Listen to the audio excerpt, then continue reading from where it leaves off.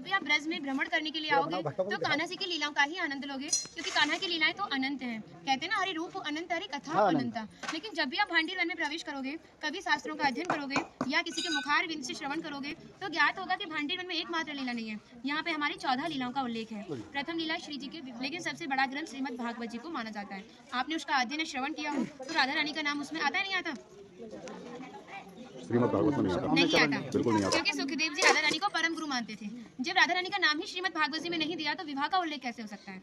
लेकिन श्रीमद् भागवत जी को छोड़ के 12 ग्रंथ ऐसे हैं जो हमारी लाडली जी के विवाह का उल्लेख करते हैं। लेकिन जिस भांडीर वट के नीचे आप खड़े हो, इसका श्रीमद् भागवत जी के 10वें स्कंद के 18वें अध्याय में 22वां श्लोक कि बृहंतो बाहि मानस्य चार यंत्रस्य गोदनम भांडीरकम नाम वटम जम्बू कृष्णम प्रोग्राम, यानी वृक्ष द्वापर युग में बहुत विशाल था, 4 योजनों में फैला हुआ था। इसकी जो सीमा थी वो 15 किलोमीटर में थी, तो इसको पंचकोशीय वृक्ष के नाम से भी जानते थे।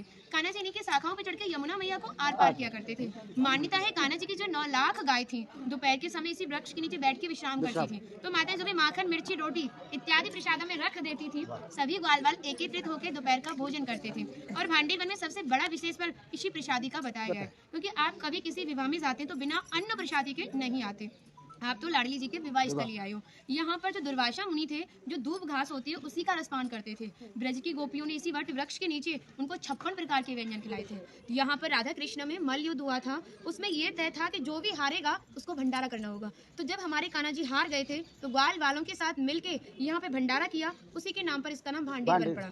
यहाँ पर ब्राह्मण पत्नियों ने भी कान्हा जी को भोजन प्रसादी खिलाई है और ठाकुर जी ने ब्रजवासियों से ये टुकड़े मांग के पाए थे, तभी नाम दिया था इसका मधुकरी। मांग के पाना मतलब मधु करें। तभी शास्त्रों में ब्रजवासियों को अपना हृदय बताया और कहा कि जब तक ब्रजवासी की कृपा नहीं होगी, ठाकुर जी की कृपा बहुत दूर की बात है। यानी सर्वप्रथम ब्रजवासी की कृपा होना बहुत जरूरी है, जब ही हमारे ठाकुर जी हमारे ऊपर कृपा करते हैं। हमारी राधा रानी ने स्कंद पुराण में इस स्थान के बारे में ये कहा था कि जो भी गुप्त वृंदावन आएगा वो मोक्ष को प्राप्त होगा। यानी भांडीर वन को ही उन्होंने गुप्त वृंदावन कह के संबोधित किया। तो कान्हा बोले, तुम इतनी बड़ी बात को कह रही हो, लोग पाप करेंगे और सीधे थोड़े भांडीर वन चले जाएंगे, क्योंकि आपने तो मोक्ष धाम ही भांडीर वन को कह दिया। तब हमारी लाडली जी ने कहा, नहीं कान्हा, मैं जिस पर विशेष कृपा करूंगी, जिसके प्रति मेरी भक्ति भाव दोनों सच्चे हैं और भक्त मेरी शादी में उपस्थित है। यानी आज से 5,500 वर्ष पूर्व आप इस स्थान पर थे। मनुष्य तो कोई था नहीं, तो अपने आप को कीड़े मकोड़े, घास फूस, पतझड़ इत्यादि अपने आप को मान सकते हो। जो भक्त उनकी शादी में उपस्थित था वो भक्त कई बार वृंदावन आएगा, जब जाके गुप्त वृंदावन आएगा, और डायरेक्टली नहीं, किसी ना किसी के माध्यम से। इस स्थान तक पहुंचने के लिए माध्यम का होना बहुत जरूरी है,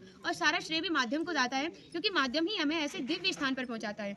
और जो भी भक्त भांडीर वन में प्रवेश करेगा, प्रवेश करने से जो कान्हा ने 14 लीला भांडीर वन के अंदर की हैं, उनके दर्शन मात्र का फल प्राप्त होगा। और जो भी यहाँ की एक किनका प्रसादी पाएगा और एक रात्रि निवास करेगा, वो इस ब्रज गौलोक धाम से वैकुंठ गौलोक धाम को जाएगा, क्योंकि जो हमारे ठाकुर जी ने गौलोक धाम को इस 84 कोस में ही बांटा है। आप यहाँ पे जो भी दर्शन करोगे वो प्रकृति की देन के हिसाब से और मानव निर्मित दर्शन है, लेकिन आप गौलोक धाम में जो भी दर्शन करोगे वो ठाकुर जी के हिसाब से है। जैसे गर्ग संहिता के 6वें अध्याय का नाम है गौलोक खंड, आप उसका अध्ययन करोगे तो भांडीर वट का एक दिव्य वर्णन का अध्ययन करोगे। कहते हैं गौलोक धाम में ब्रजा नदी के किनारे भांडीर वट है, यानी यमुना मैया का नाम ही गौलोक धाम में ब्रजा है। तो यहाँ पर भी आप एक भांडीर वट के दर्शन कर रहे हो। कहते हैं लोकनाथ प्रभु जी ने कहा है कि अगर भक्त इस भांडीर वट का दर्शन कर ले, दर्शन मात्र से, स्पर्श की तो बात बहुत दूर की बात है, दर्शन मात्र से ही उसे दोबारा गर्भ में जाना नहीं पड़ता। यानी भक्त 84 लाख योनियों से मुक्त होकर मोक्ष को प्राप्त करता है। बोलो राधे राधे।